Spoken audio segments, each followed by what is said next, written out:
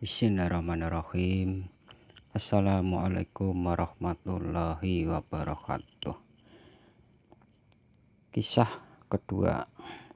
Kisah Syahidnya Sayyidina Anas bin Nadar radhiyallahu anhu.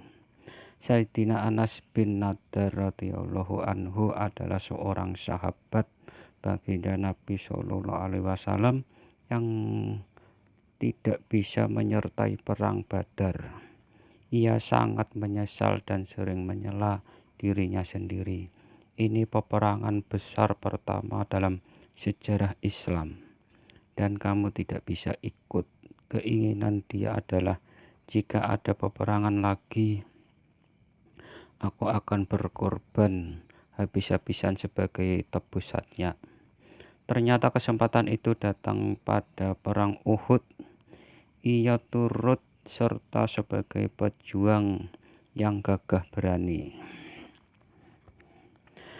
Pada mulanya kaum muslimin telah mendapat kemenangan dalam perang tersebut, namun karena suatu kekilapan, kaum muslimin menderita kekalahan pada akhir perang. Kekilapan itu bermula dari beberapa orang sahabat radhiyallahu anhum yang ditugaskan oleh baginda Nabi Shallallahu alaihi wasallam untuk berjaga di suatu tempat yang khusus. Baginda Nabi tinggalkan tempat ini. Baginda Nabi Shallallahu alaihi wasallam berpesan, sebelum ada perintah dari aku, jangan tinggalkan tempat ini. Musuh dapat menyerang dari sini. Ketika permulaan perang, kaum muslimin memperoleh kemenangan.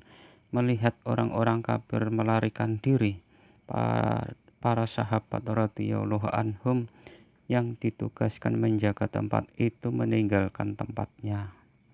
Mereka beranggapan bahwa peperangan telah selesai, sehingga orang-orang kafir harus dikejar dan harta rampasan dapat dikumpulkan. Sebenarnya pimpinan pasukan penjaga ini sudah melarang dan mengingatkan pesan baginda Nabi Shallallahu alaihi wasallam. Kalian jangan meninggalkan tempat ini. Akan tetapi mereka menduga perintah baginda Nabi Shallallahu alaihi wasallam itu hanya berlaku ketika perang berlangsung. Oleh karena itu mereka pun turun dari sana. Saat itulah pasukan kafir yang sedang melarikan diri melihat tempat itu telah kosong. Mereka segera kembali dan menyerang kaum muslimin dari arah sana. Hal ini sama sekali tidak diduga oleh kaum muslimin, sehingga mereka terdesak karena serangan tiba-tiba itu dan terjepit di antara dua kepungan orang-orang kafir. Karena itulah mereka berhamburan ke sana kemari dalam keadaan panik. Sayyidina Anas bin Nadar radhiyallahu anhu melihat Sayyidina Sa'ad bin Mu'ad radhiyallahu anhu datang dari arah depan. Sayyidina Anas radhiyallahu anhu berkata, "Hai Sa'ad, mau kemana engkau?" "Demi Allah, aku mencium harum surga datang dari arah Uhud." Sehingga setelah berkata demikian, ia mengacungkan pedang di tangannya dan merangsek ke tengah kaum kafir dengan bertekad tidak akan kembali sebelum syahid. Selepas kesahidannya, tubuhnya diperiksa sudah rusak. Terdapat lebih 80 luka akibat tebasan pedang dan panah di tubuhnya. Hanya saudara wanitanya yang dapat mengenalinya melalui ujung jari-jari tangannya. Faedah: orang yang ikhlas dan bersungguh-sungguh menunaikan perintah Allah Subhanahu wa taala ketika di dunia pun, Allah Subhanahu wa ta'ala memberinya kesempatan untuk merasakan nikmatnya surga. Inilah kisah Sayyidina Anas bin Nadar radhiyallahu anhu yang telah mencium harum surga saat masih hidup.